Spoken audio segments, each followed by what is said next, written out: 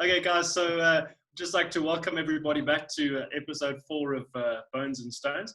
And today we've got Kelita Shadrach with us today, which is awesome. And she's going to be talking to us a little bit about her research that she's done in the cradle, which is going to feed in a little bit to our previous episode where we spoke with Cara Elmakarowana and Stephanie about their work at Dream Island. So Kelita, yeah, take it away and let us know about what your interesting research at Sterkfontein.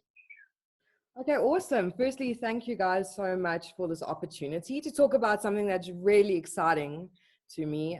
So I started off my career actually at Sterkfontein. So the cradle is like a really amazing place for me. So in 2015, I got this really awesome opportunity from Dr. Dominic Stratford, who I'm sure will be on this platform at some point. I got this opportunity to dig in the Sterkfontein Caves as a means of looking at the older one, which is dated to 2.18 million years at Sterkfontein. So for those of you out there who have no idea what the older one is, basically it's one of the earliest stone tool industries that were produced by early Homo species.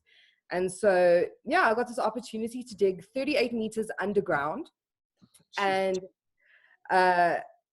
I have to say, I really do have to thank my supervisor for giving me this opportunity, because I had never been in a cave before, let alone dug in a cave before. And so I think for the most part, I was really faking it until I was trained enough to make it. So, so basically at Sterkfontein, you have landscape surface deposits. So what you would find when you're walking essentially on the landscape. And back in the day, you had different materials, specifically older one, or faunal bones, so bones from animals, and hominid bones, so from past human species, that would wash into the cave system. And within the cave system, so below the underground surface, you have different chambers that lead to one another. And my goal was to see, through analyzing hominin, so past human bones, fauna, and artifacts, if I could link the different material within the different levels to what was actually originally on the surface.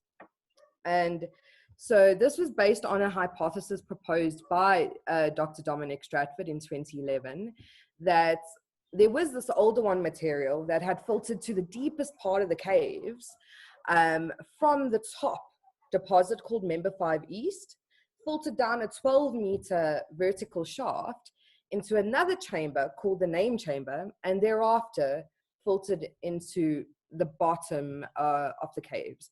So I tested this hypothesis by excavating on a talus slope, which is basically a slope of deposits and different layers.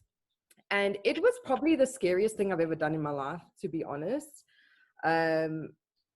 There were times where I was sitting alone excavating and just looking up and going, I am so far underground. If anything happens, no one is gonna find me. But it was amazing. It really taught me to be very careful and agile, which those of you who know me, I am none of those things. So I'm really excited to say we found 10 artifacts, which isn't as amazing as other sites, but bear with me, we are in a deep, deep cave.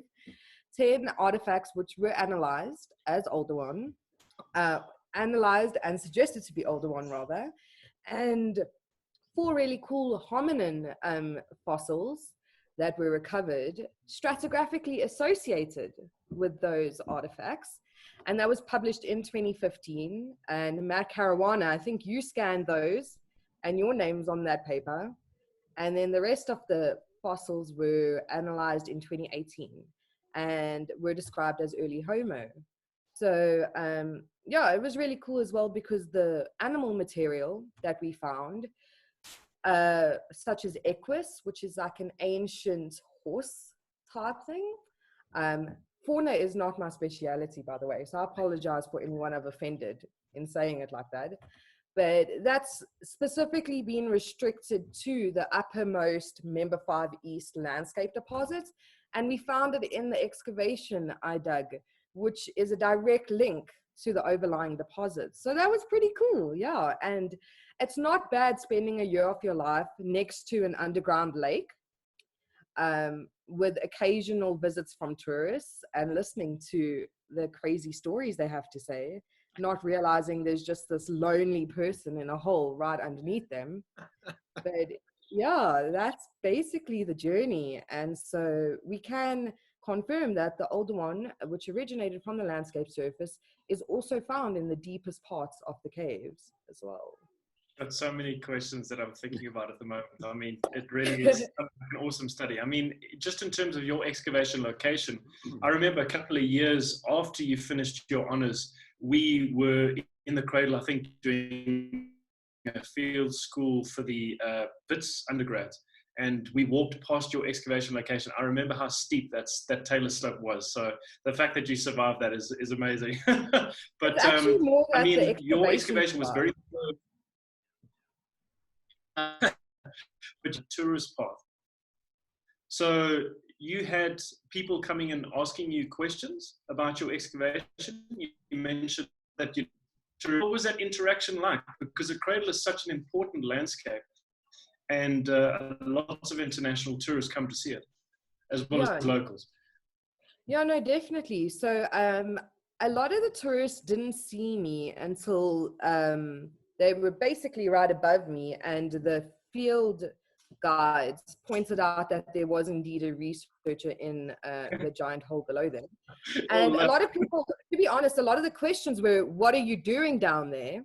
To which I responded, "I'm stuck." But no, I got more interesting questions from the tours I was able to give personally. I think a lot of people do go to the Sterkfontein Caves, not really realizing the extent of the research, unfortunately. And so it is very much, I'm looking for stone tools, and then it is honestly, what are stone tools? Which leads into a whole different story. So I do think going into it, a lot of people don't actually know what to expect. A lot of people don't realize, which I know is probably shocking that I'm saying it, but a lot of people don't realize that there is archaeology there and what archaeology is there. A lot of people go there because of how beautiful the caves are and don't really expect to see a live excavation, which actually is very cool, because there aren't a lot of places you can go into a cave and see a real excavation. So in that sense, I kept things very basic to, I'm looking for basically tools that were used by our ancestors, I think is my tagline for most things. But again, there are also a lot of youngsters that are just so overwhelmed by the sheer size of the caves that archaeology is something they don't really understand, which I guess is also something we need to start working on. And something like this platform really helps, in the sense that we can communicate what we do and why we do it and the things we find in a very simple way. So it's accessible to everyone and appreciated by everyone. With regard to the tools you recovered from inside the cave, and then the tools you've mentioned that are on the surface as well, is based on your findings and based on the deposit down there, is looking for older one at these kinds of depths in the cave a viable approach in terms of understanding the older one of that landscape, or is it better to stay on the surface or near to the surface? Oh, definitely. I'd say with regards to insight to technological practices and behavior, obviously a larger sample size is really what you need. And that's what you find on the landscape surface in the Member 5 East deposit. It has over 3,000 artifacts. But obviously adding any artifacts that you find within the or below the landscape surface is still contributing to that that assemblage. But more than understanding the technological behavior, I think this project was really targeted towards understanding the filtration systems, understanding how chambers are associated with one another, and how material was reworked and redistributed, more so than trying to gain insight into technological behavior. Because the one thing at a lot of sites, I think, in the cradle, is that there are two major processes happening. The one is anthropogenic, in the sense that it's extensive, destructive, historical mining that's led to a lot of the material being redistributed. And then the natural processes of past humans making tools on the surface and it then being washed in naturally, etc. So that's really what my research was targeted towards. Awesome. Okay. But there have been tons of papers and research done on the actual Alderman technology and insight into that. So, Kelita, if I can ask a question quickly, what do you feel the significance of something like site formation and how that affects, the sort of like interpretations we have about behavior? Are those things hand in hand? Are they completely separate? Does one lean on the other? If we have a lot of site formation processes, does that completely disrupt or disturb our ability to look at behavior? Okay. Yeah, so I think contextual integrity is fundamental to a lot of what we do at the moment. I think we've really moved from traditional ways of excavating and analyzing, in the sense that they focused very much on one line of analysis, whereas we're moving into very much a multidisciplinary approach. At least I know everyone in this video is doing that. And I think definitely looking at site formation and stratigraphy and combining that with a whole bunch of other disciplines, including artifact analysis, dating methods, sedimentology. I mean, basically, it's providing finer resolution data into various different things that creates the small parts of the bigger picture. And I do think it's fundamental to combine and use different disciplines and learn different things, which I know we've all done. I mean, Matt Caruana, you're basically also a stats expert, and Matt Lotter, you're also a geoarchaeology expert. And Tim, I have no idea what you do. No, I'm joking. Tim, none of us do. We all learn as much as we can, basically, to make sure that any insight or interpretation of behavior is as accurate and, I dare say, objective as possible. And I think you can only work towards that goal if you consider as many variables as possible. Does that answer? Yeah. Yeah. Thank you. That's a great answer.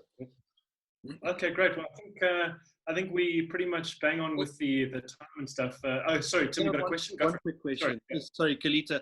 We've got hopefully a lot of undergrads watching, early career archaeologists who are looking at getting into different fields. The challenges you faced working in Sterkfontein, the highs and the lows and all that kind of stuff. Is it something you'd say, come join us in the valley, in the cradle, let's do some more work there? Is it, that was great fun, it's over and I've got the t-shirt, or can you give them some advice? I think the first thing anyone who wants to get into archaeology has to ask themselves, and I'm just going to be absolutely honest, like no sugarcoating, is why? And this is actually a question Matt Lotter once asked me. He was like, okay, you want to do that? That's great. Why? And I think archaeology is beautiful. It's amazing, but it is almost exclusively driven by passion.